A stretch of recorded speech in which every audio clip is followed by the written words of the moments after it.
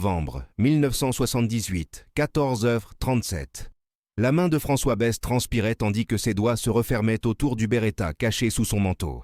Le palais de justice de Compiègne était bondé. 200 personnes observaient le procès de l'homme le plus recherché de France. Jacques Mézerine, l'ennemi public numéro 1, était là, menotté, souriant aux caméras comme s'il était une star de cinéma. Personne ne savait que dans les 30 prochaines secondes, François allait presser la détente.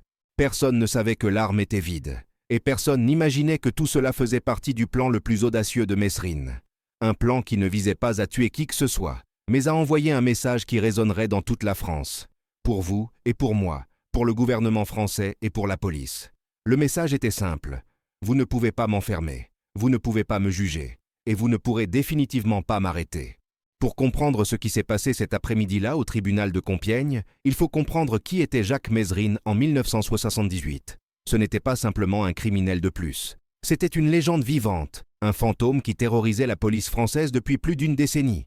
Braquage de banque, évasions impossibles, enlèvements, fusillades avec la police. Mézerine avait tout fait et s'en sortait toujours. Il s'était évadé de la prison de haute sécurité de la santé en 1978, avec rien d'autre qu'une arme factice et une pure audace. La presse l'adorait. Le public l'idolâtrait. Il était Robin des Bois. Il était James Bond. Il était tout ce que l'establishment français haïssait et craignait. Mais en octobre 1978, la chance de Mézerine finit par tourner. Il fut capturé après une course-poursuite en voiture dans les rues de Paris. Blessé, saignant, mais toujours souriant, toujours provocateur. Le procès fut fixé en novembre. Le gouvernement voulait en faire un spectacle. Il voulait te montrer au monde que Jacques Mézerine n'était qu'un criminel ordinaire, pas le héros romantisé que les médias avaient créé. Mais Mézerine avait d'autres plans. 3 semaines avant le procès, Mézerine reçut une visite à la prison de Fresnes. Son avocat, Henri Leclerc, entra dans la cellule avec une enveloppe discrète. À l'intérieur se trouvait un unique message manuscrit. « Ils vont essayer de m'humilier au tribunal. Je ne les laisserai pas faire. François est dehors. Il sait quoi faire. Fais confiance au plan. » François Besse était le complice le plus fiable de Mézerine. Ils avaient commis 12 braquages ensemble. François avait pris une balle pour Mézerine en 1976. Il avait été là lors de l'évasion de la prison de Saint-Vincent-de-Paul, au Canada. Si quelqu'un était loyal envers Mézerine, c'était François. Mais ce que personne ne savait, pas même François, c'est que Mézerine avait semé une graine de doute 3 semaines plus tôt. 28 octobre 1978. François buvait dans un bar de Montmartre, lorsqu'un homme en costume gris s'assit à côté de lui. Il ne se présenta pas, il glissa simplement une enveloppe sur la table. « Tu es François Besse, n'est-ce pas? Le bras droit de Mézerine ?» François ne répondit pas. Sa main se dirigeait déjà vers le couteau qu'il gardait à sa ceinture.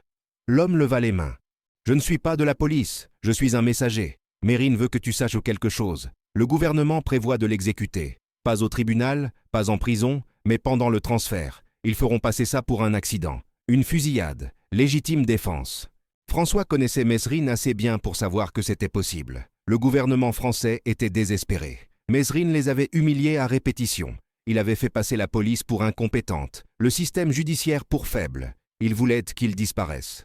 Définitivement. L'homme au costume gris poursuivit. « Mézerine a un plan. Le jour du procès, il veut que tu entres dans le tribunal. Il veut que tu apportes une arme. Il veut que tu tires sur lui. » François regarda l'homme comme s'il était fou. « Tirer sur Mézerine ? Pourquoi ? Parce que si le gouvernement ne peut pas le tuer légalement, ils vont inventer un moyen. Mais si tu tires sur lui en premier, si tu crées une scène au tribunal, avec 200 témoins, le gouvernement ne pourra plus le toucher. Il deviendra une victime. Il deviendra un martyr. Et quand il survivra, parce que tu vas rater le tir exprès, il deviendra indestructible. » L'homme glissa l'enveloppe sur la table. « Il y a 50 000 francs là-dedans. Mézerine veut que tu prennes soin de sa mère pendant qu'il est en prison. Il y a aussi une arme à l'intérieur, chargée. Entre dans le tribunal, attends que Mézerine donne le signal, et tire. Rate, mais fais comme si c'était réel. Ensuite, tu disparais. Mézerine s'occupera du reste. » François aurait dû réaliser à cet instant que quelque chose clochait. Il aurait dû se demander pourquoi Mézerine ne lui avait pas dit ça personnellement. Pourquoi un inconnu livrait le message? Mais François était loyal, et les hommes loyaux ne posent pas de questions. Il prit l'enveloppe. 3 jours plus tard, François ouvrit l'enveloppe dans son petit appartement à Belleville. À l'intérieur se trouvaient les 50 000 francs, comme promis, et l'arme, un Beretta 92, noir, lourd, parfaitement équilibré. François vérifia le chargeur. Plein, 15 cartouches. Il remit l'arme dans l'enveloppe et la cacha sous son matelas. Pendant les 3 semaines suivantes, François s'entraîna. Pas à tirer, mais au geste. Comment sortir l'arme rapidement? Comment viser? Comment rendre ça convaincant? Il ne savait pas que l'arme qu'il tenait n'était pas celle qu'il avait reçue.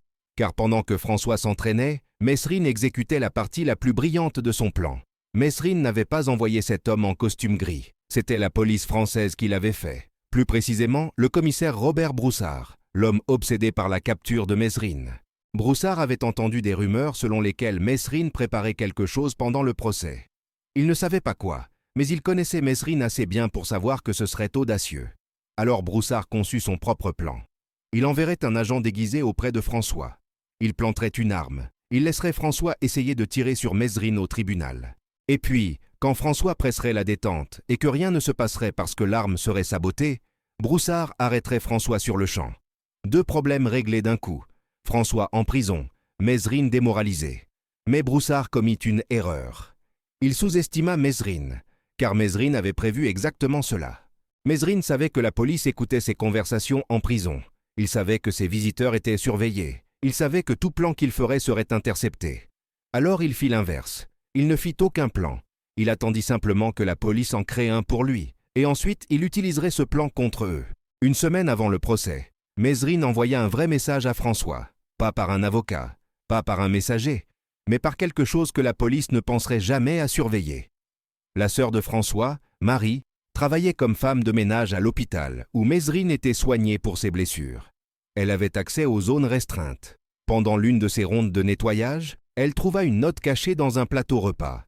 La note était simple. « Ils vont essayer de t'utiliser contre moi. Ils vont te donner une fausse arme. Entre quand même dans le tribunal.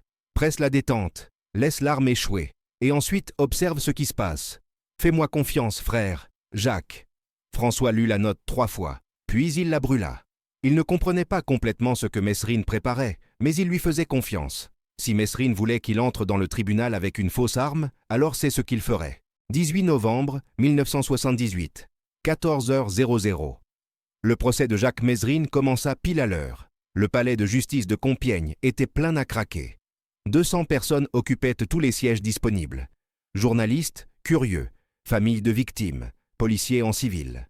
François était là, assis au 3e rang, portant un long manteau marron qui dissimulait le beretta dans sa poche intérieure.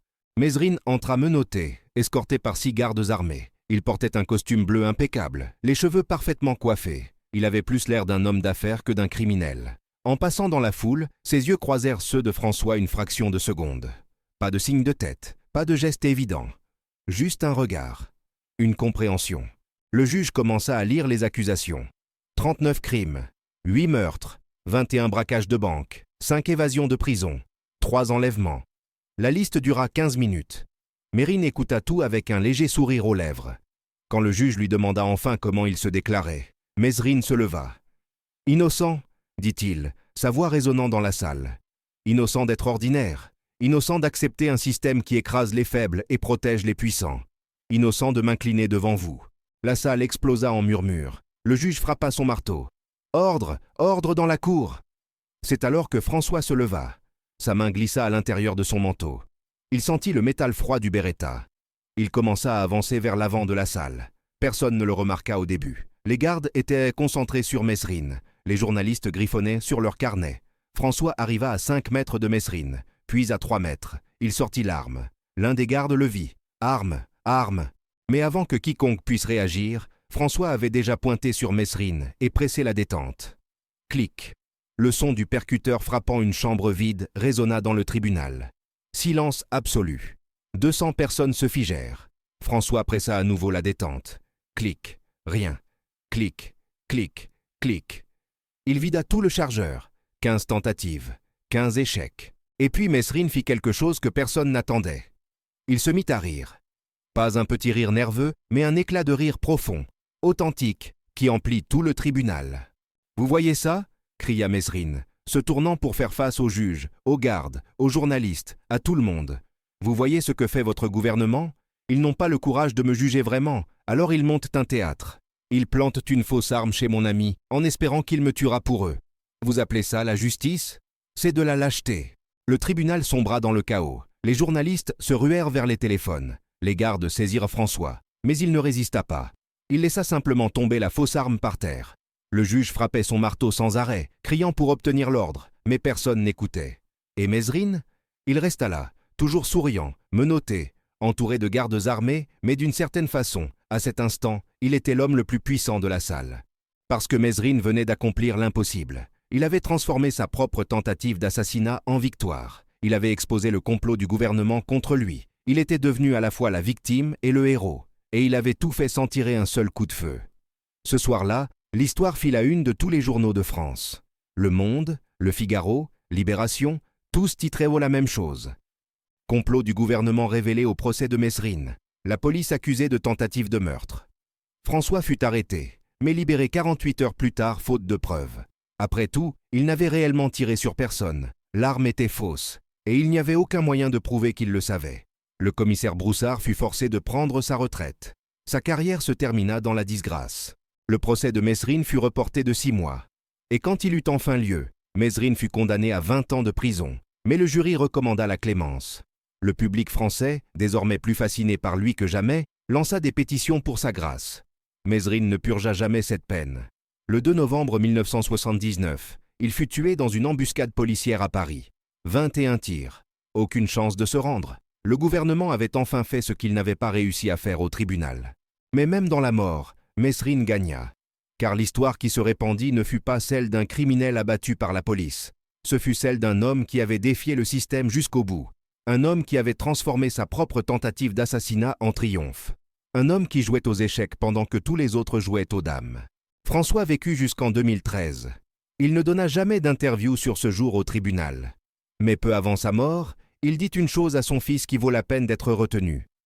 Jacques n'avait pas besoin d'une vraie arme pour gagner. Il avait seulement besoin que tout le monde croie que c'était réel. Et quand j'ai pressé cette détente et que rien ne s'est passé, à cet instant, tout le monde a compris. Le système était plus vide que cette arme. Le son d'une détente pressée dans un tribunal à Compiègne a changé l'histoire. Pas parce que quelqu'un a été touché, mais parce que quelqu'un a prouvé que l'arme la plus dangereuse n'est pas faite de métal. Elle est faite de perception, de théâtralité, de la capacité à transformer les pièges de ses ennemis en ses propres triomphes. Jacques Mesrine comprit quelque chose que la plupart des gens mettent toute une vie à apprendre. Le vrai pouvoir n'est pas d'avoir l'arme, c'est de contrôler ce qui se passe quand la détente est pressée. Ce jour de novembre, Mesrine prouva qu'une victoire, parfois, ne vient pas de tirer avec l'arme, mais de faire entendre au monde entier quand elle rate son coup. Et ce clic résonna bien plus fort que n'importe quelle détonation ne pourrait jamais le faire. Ce fut le son vraiment puissant qui redéfinissait ce que signifiait gagner.